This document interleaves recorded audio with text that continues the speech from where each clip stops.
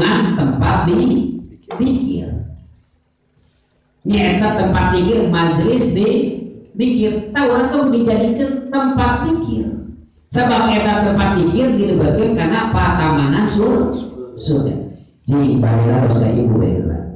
Ibu lamun urang ngagaduhan patamanan anu sae kecirina bakal indah moal. Bakal raos moal. Bakal urang senang kira-kira mun urang boga patamanan. Eta patamanan di alam dunya. Komo lamun patamanan surga. Patamanan wae orang di dunia pasti bakal bunga. Kumaha sakitu urang teh sok atuh jadi keuntungan dina teh dijadikeun tempat dikir ka Gusti saur Rasul mah bila mana dengan dijadikeun tempat dikir eta teh sarua jeung ngajadikeun tempat patamanan surga.